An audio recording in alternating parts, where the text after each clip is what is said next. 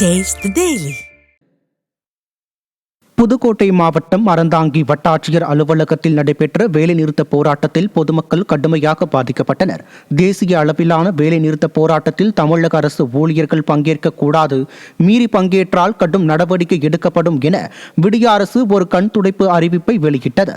இதனை உண்மை என்று நம்பி வழக்கம் போல் அரசு அலுவலகங்களுக்கு பொதுமக்கள் சென்ற நிலையில் அரசு அலுவலகங்கள் ஊழியர்கள் இன்றி வெறிச்சோடியதால் அப்பாவி மக்கள் கடுமையாக பாதிக்கப்பட்டனர்.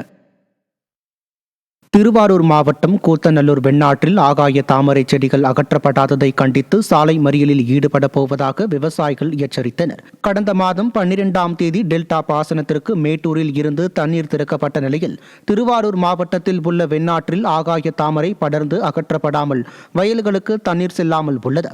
அத்துடன் சில தினங்களுக்கு முன் குளிக்க சென்ற ஒருவர் ஆகாய தாமரையில் சிக்கி உயிரிழந்தார். பாசனத்திற்கு நீர் செல்லாமல் பலரின் உயிரை காவு வாங்கும் ஆகாய தாமரைகளை அகற்ற நீர்வளத்துறை அதிகாரிகளை கண்டித்து சாலை மறியலில் ஈடுபட போவதாக விவசாயிகள் எச்சரித்தனர்.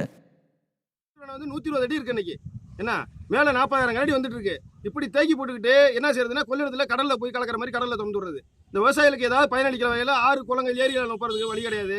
கிட்டத்தட்ட பார்த்தீங்கன்னா லட்சக்கணக்கான கனடி தண்ணி போய் மேட்டூரில் டிஎம்சி தண்ணி போய் மேட்டூரில் போய் திறந்து விட்டு கடலில் போய் கலக்குது.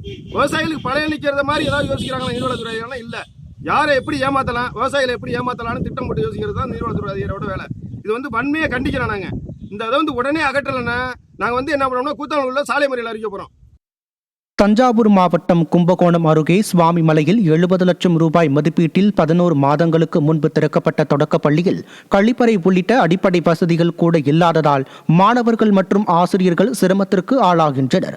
சுவாமி மலை கீழ வீதியில் இயங்கி வந்த தொடக்கப்பள்ளி சேதமடைந்ததால் அதனை இடித்துவிட்டு மேல்நிலைப் பள்ளி அருகே புதிய கட்டடம் கட்டப்பட்டது. ஆனால் ஊழல் செய்வதையே நோக்கமாக கொண்டுள்ள ஸ்டாலின் மாடல் அரசு கழிப்பறை, சமையற்கூடம் உள்ளிட்ட வசதிகளை அமைத்து தராததால் தங்கள் குழந்தைகளை தனியார் பள்ளியில் சேர்க்கும் நிலையில் உள்ளதாக பெற்றோர்கள் தெரிவித்தனர். இந்த சுவாமிமலை அரசு பள்ளியில் சேர்த்திருந்தேன், தொடக்க பள்ளியில் சேர்த்திருந்தேன். இங்கே கழிவறை வசதி இல்லாதனால என்னோட பெண் குழந்தைக்கு யூரின் இன்ஃபெக்ஷன் அந்த மாதிரி உடல் கோளாறுலாம் வந்துருச்சு. அதனால் போய் திருப்பி தனியார் பள்ளியிலே சேர்த்துட்டேன். கழிவறை வசதி அரசாங்கம் செஞ்சு கொடுக்கணும். அரசாங்கம் டாஸ்மார்க்கு முக்கியத்துவம் கொடுத்து நிறையா செலவு பண்ணுறாங்க. குடிக்கிறதுக்கு செலவு பண்ணுறதுக்கு பதிலாக பிள்ளைங்க படிக்கிறதுக்கு செலவு பண்ணி குழந்தையோட எதிர்காலத்தை காப்பாற்றுன்னு அரசாங்கத்தை வேண்டி விரும்பி கேட்டுக்கொள்கிறேன்.